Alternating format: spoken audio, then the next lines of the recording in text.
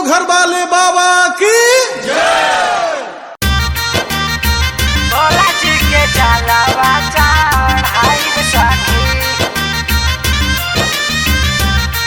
Music by Gaurav Roshan. Bhola ji के जलवा चढ़ाई सखी।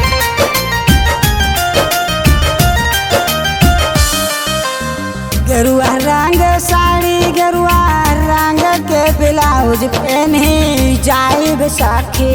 गेरुआ रंग के ब्लाउज पहनी जाइब सखी। गेरुआ रंग साड़ी गेरुआ रंग के ब्लाउज पहनी जाइब सखी। हम भोला जी के जलवा चढ़ाइब सखी।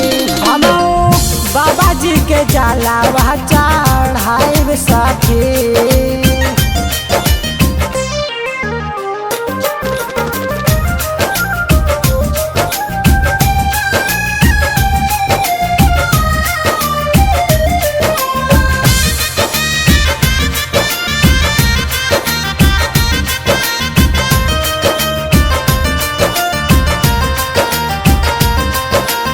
ना कौनो गाड़ी नहीं कौनो साधन से चालत जाइब डागर हम हो आराम से।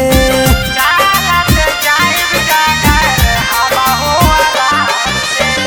ना कौनो गाड़ी नहीं कौनो साधन से चालत जाइब डागर हम हो आराम से। कांवर कंधावा पे अब की हम उठाइब सके। हम भोला जी के जलवा चढ़ाइब सके।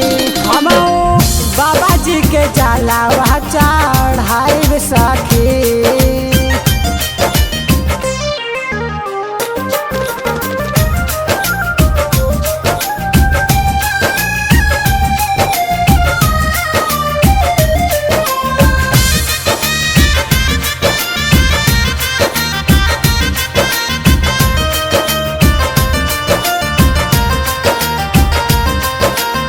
बलरामपुर से सखे सब लोग जाता।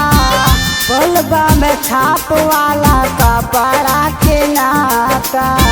बोलबा में छाप वाला कपड़ा के नाता। बलरामपुर से सखे सब लोग जाता।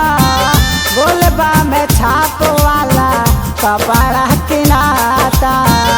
राकेश पियऊ के कसहू अबकी मनाइब सखी।